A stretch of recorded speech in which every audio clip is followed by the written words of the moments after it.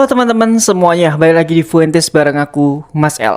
Gimana kabar kalian hari ini? Semoga kalian baik-baik aja. Kalau misal kalian lagi nggak baik-baik aja, ya udah nggak apa-apa. Yang penting jangan nyerah aja. Dan sebelum kita mulai ya, seperti biasa jangan lupa buat subscribe dulu dan tekan tombol loncengnya karena dukungan kalian itu penting banget buat kemajuan channel ini. Biar aku bisa terus riset, nulis dan nyeritain kisah-kisah nyata dan fakta dari berbagai sumber berita yang bakal kita bahas kali ini. Kita nggak bakal ngomongin kasus politik apalagi teori konspirasi ya. Kali ini kita bakal bahas, kita bakal pergi ke Palembang, tempat sebuah tragedi yang bikin satu kota itu geger dan di media sosial juga lagi rame. Bukan cuma karena korbannya seorang wanita muda yang sedang hamil, tapi juga karena setelah perbuatannya, sang pelaku tuh ngaku nggak bisa tidur dan katanya dihantui oleh arwah korbannya. Kedengarannya kayak cerita mistis, tapi ini bukan cerita fiksi ya, dan pelakunya juga sudah ditangkap. Ini mungkin akan membuat kalian merinding sih kalau misalkan mendengarkan. Jadi mungkin biar nggak lama-lama silahkan ambil posisi ternyaman kalian. Sekali lagi aku ingatkan di channelku ini minim gambar, foto, dan juga video ilustrasi. Karena aku hanya ngasih foto-foto dan asli, foto yang ada dan juga asli aja. Jadi kalian bisa dengerin aku pas lagi ngapain aja, makan, minum, tidur, dan lain-lain terserah. Gak usah lama-lama, mari kita bahas beritanya.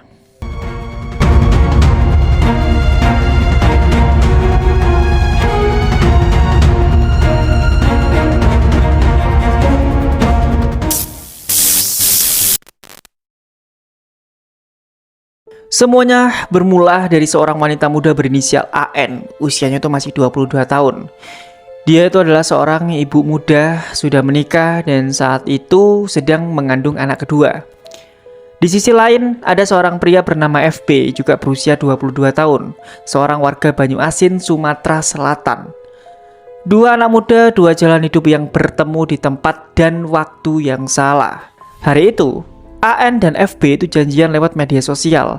Dari keterangan polisi dan juga pengakuan tersangka yang dilaporkan dari Liputan 6, pertemuan itu terjadi setelah mereka sepakat soal transaksi sebesar Rp300.000 dengan kesepakatan 2 kali berhubungan. Di sini mungkin kalian paham ya maksudnya kemana, itu mungkin kalian paham pastilah. Mereka kemudian check-in di sebuah hotel di kawasan Jalan Perintis Kemerdekaan, Palembang. Semuanya itu tampak biasa saja. Petugas hotel itu nggak curiga dua anak muda yang datang itu menyewa kamar lalu masuk tanpa banyak bicara. Tapi siapa sangka, beberapa jam kemudian kamar itu berubah jadi tempat pembunuhan yang cukup tragis. Menurut pengakuan FB, hubungan pertama berjalan seperti yang disepakati. Tapi ketika dia meminta untuk kedua kalinya, sayangnya AN itu menolak dan saat itu FB itu merasa kesal terhadap korbannya itu. Karena dia itu merasa sudah membayar 300.000 tapi kenapa nggak sesuai dengan kesepakatan awalnya. Singkatnya, dalam keadaan emosi dan merasa dipermainkan, dia itu langsung menyerang AN. Tersangka itu menyumpal mulut korban dengan manset hitam, mencekik lehernya dan juga mengikat tangan korban menggunakan jilbab warna pink yang dikenakan korban sendiri. Semua itu dilakukan di dalam kamar hotel tanpa ada suara minta tolong yang terdengar di luar kamar.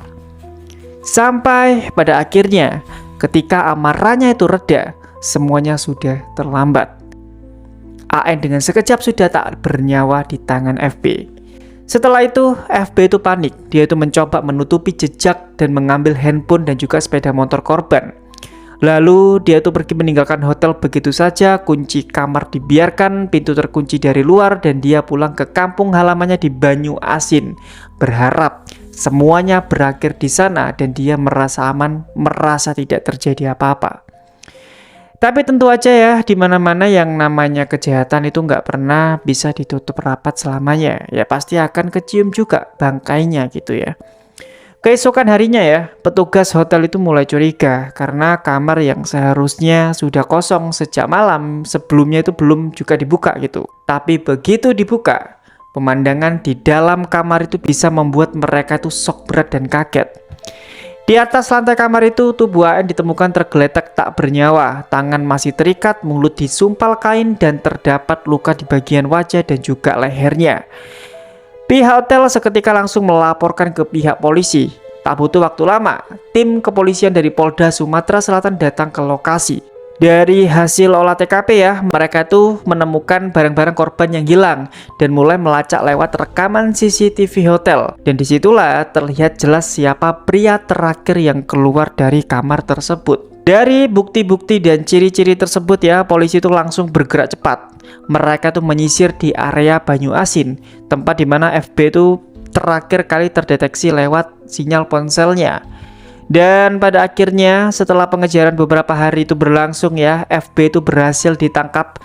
Dan saat ditangkap pun dia tuh sempat berusaha kabur dan melawan, hingga akhirnya polisi itu menembak bagian kakinya. FB pun dibawa ke kantor polisi untuk diperiksa. Di sana dia tuh mengakui semua perbuatannya. Dia itu cuma bilang ya bahwa motifnya itu sebenarnya sederhana, karena ya dia tuh merasa kesal aja katanya. Pas ditanya kesalnya kenapa, dia itu cuma bilang kesal karena korban itu menolak memenuhi kesepakatannya. Tapi setelah pengakuan itu muncul satu hal yang bikin penyidik kaget dan mungkin merinding gitu ya. Jadi ya, dalam wawancara yang dilaporkan oleh merdeka.com, FB itu bercerita kalau misalkan setelah kejadian dia tuh menghabisi perempuan itu, dia itu nggak bisa tidur selama berhari-hari. Karena dia itu merasa bahwa setiap malam katanya dia itu seperti melihat sosok wanita berpakaian putih datang mendekat. Kadang muncul di kamar, kadang lewat mimpi, dan wajahnya sama dengan wajah korban. Anjir, aku merinding.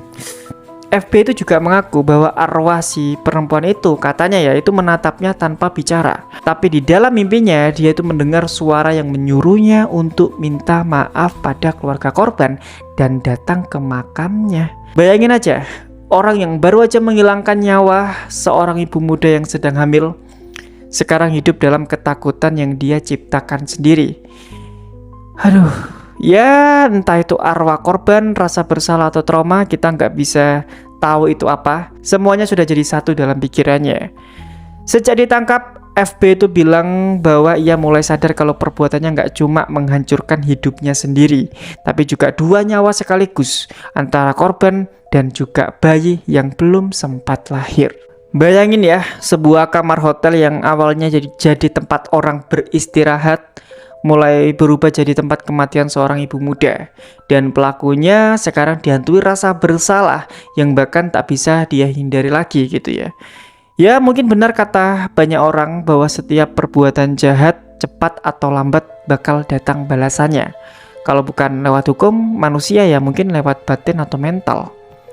Dan kasus ini bukan cuma soal kemarahan sesaat ya, tapi juga tentang bagaimana suatu tindakan impulsif itu bisa menghapus dua nyawa sekaligus, yaitu antara korban dan anak yang belum sempat melihat dunia. Jadi buat kita semua yang nonton dan dengerin cerita ini ya, semoga semoga bisa jadi pengingat kalau kemarahan nggak pernah jadi solusi dan rasa bersalah nggak akan hilang meskipun pelaku berusaha lari sejauh apapun. Jadi buat kita semua yang nonton dan dengerin cerita ini, semoga ini bisa jadi pengingat buat kita semua kalau misalkan kemarahan itu nggak pernah jadi solusi. Dan rasa bersalah nggak akan hilang meskipun pelaku berusaha lari sejauh apapun. Ya mungkin itu aja cerita kali ini. Dan kalau misalkan kalian ada kabar terbaru soal kasus ini, silahkan kalian komentar aja. Mungkin ada yang keskip informasinya, kalian bisa tambahin aja di kolom komentar. Jadi ya mungkin itu aja. Sekali lagi aku mau nyampein terima kasih ya buat kalian sudah dengerin sampai habis. Kalau misalkan kalian suka dengan pembahasan kayak gini ya, atau cerita kayak gini, silahkan kalian like, share, dan subscribe aja gitu. Karena dari situlah Fuentes bisa terus hidup dan aku Mas L bisa terus nyeritain kisah-kisah nyata dan juga fakta tanpa harus kehilangan sisi kemanusiaannya. Sekali lagi aku mau nyampein terima kasih buat kalian sudah nonton sampai habis. Dan maaf kalau misalkan aku agak belibet atau mungkin penyampaiannya kurang gimana gitu ya. Sekali lagi aku masih belajar. Kalau misalkan kalian punya kritik, saran tentang channelku, silahkan aja kalian komentar. Mungkin bisa buat kemajuan kedepannya seperti apa gitu ya. Mungkin itu aja dan sampai jumpa lagi di Fuentes selanjutnya. Kalau misalnya kalian penasaran dengan berita ini aku dapat dari mana sumbernya, silahkan kalian baca aja di deskripsi video. Terima kasih, bye bye.